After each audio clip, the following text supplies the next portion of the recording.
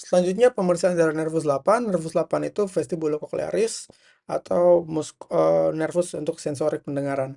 Yang pertama itu tes fisik. Jadi pasien diminta untuk duduk, lalu pemeriksa berdiri di belakang pasien sejauh jarak 1 meter, lalu pemeriksa mengatakan kata-kata minta bertanya pada pasien apakah pasien mendengarkan kata-kata tersebut atau tidak. Atau bisa juga minta pasien untuk mengulang kata-kata yang disebutkan oleh pemeriksa. Nah, selanjutnya dari 1 meter kita mundur ke belakang, kita mundur ke belakang. Normalnya itu dari 3-4 meter masih bisa terdengar. Lalu tes yang kedua bisa dengan tes gesekan jari tangan. Ya, kita bisa pasangkan stetoskop atau dengan jari tangan saja. Kita goreskan gerakan jari-jari tangan kita ke kedua telinga pasien. Selanjutnya ada tes menggunakan garpu tala, itu ada tes Rine, Weber, dan juga Swabah. Nah, jadi kalau Rine ini adalah tes untuk membandingkan hantaran tulang dan juga hantaran tulang dan juga hantaran udara dari telinga pasien. Jadi cara pemeriksaannya, pertama kita bunyikan garpu tala, letakkan di osmastoid pasien. Lalu kalau misalkan sudah tidak terdengar lagi, minta pasien untuk mengangkat tangan. Kalau sudah mengangkat tangan, lalu kita pindahkan garpu talanya itu ke depan metus acousticus externus dari pasien. Normalnya adalah telinga bunyinya itu tetap terdengar. Karena hantaran udara itu harusnya dia lebih sensitif daripada hantaran tulang. Selanjutnya kita bandingkan juga dengan telinga yang sebelahnya. Nah, interpretasinya itu adalah positif atau tidak. Positif itu normal, berarti pasien masih dapat mendengar hantaran udara dari garpu tala.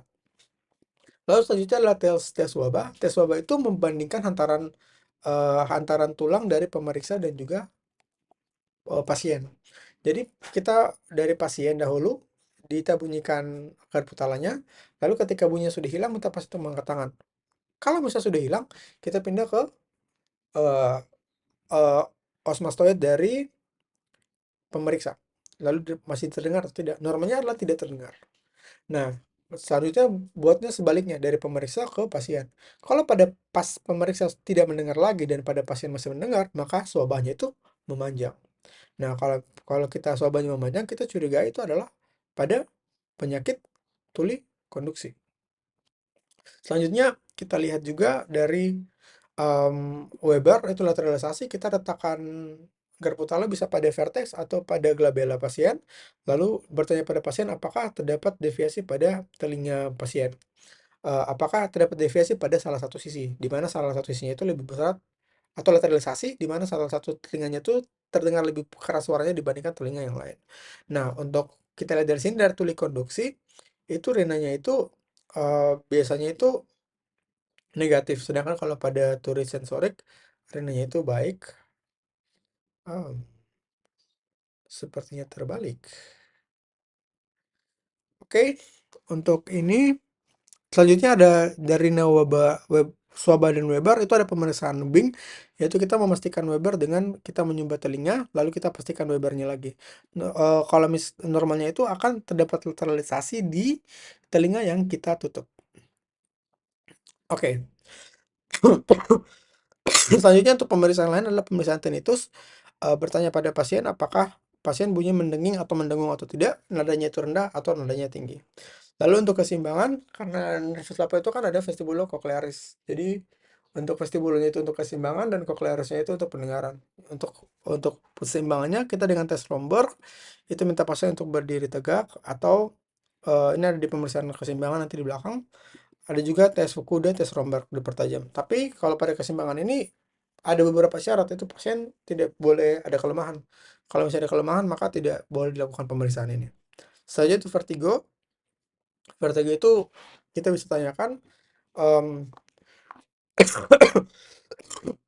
apakah keluhannya itu seperti lebih mengarah ke vertigo perifer atau vertigo sentral. Lalu selanjutnya di sini tidak ada, di status besar tidak ada, tapi ini ada tes kalori kita dilakukan untuk melakukan mengevaluasi fungsi batang otak dari pasien, fungsi labirinnya. Nah, ada singkatan yang sering dipakai itu adalah COWS atau COWS. Jadi cold opposite, warm same side. Artinya apa? Ketika kita memberikan cairan pada salah satu lubang telinga pasien, kalau misalkan kita berikan air dingin, maka matanya itu akan bergerak secara ke arah yang berlawanan. Sedangkan kalau kita berikan pada air panas, maka arah nistagmusnya itu akan mengarah ke arah yang ipsilateral atau sisi yang sama. Nah, ini adalah ada perbedaan di sini kalau misalnya kita lakukan pada pemeriksaan pada orang sadar dan juga orang yang tidak sadar. Kalau pada orang sadar kita menggunakan em, jumlah airnya itu hanya 2,5 sampai 10 cc. Tapi kalau orang yang tidak sadar kita gunakannya lebih banyak 20 sampai 50 cc. Nah, untuk airnya itu seberapa panas kita menggunakan eh, 37 derajat sesuai dengan suhu tubuh plus minus. Jadi kalau untuk dinginnya itu 37 kurang 7 derajat berarti di 30 derajat. Sedangkan untuk yang panas kita menggunakan 34 derajat, 37 tambah 7 derajat.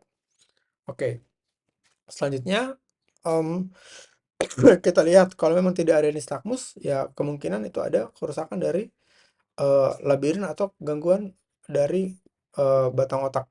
Sudah terdapat lesi pada batang otak.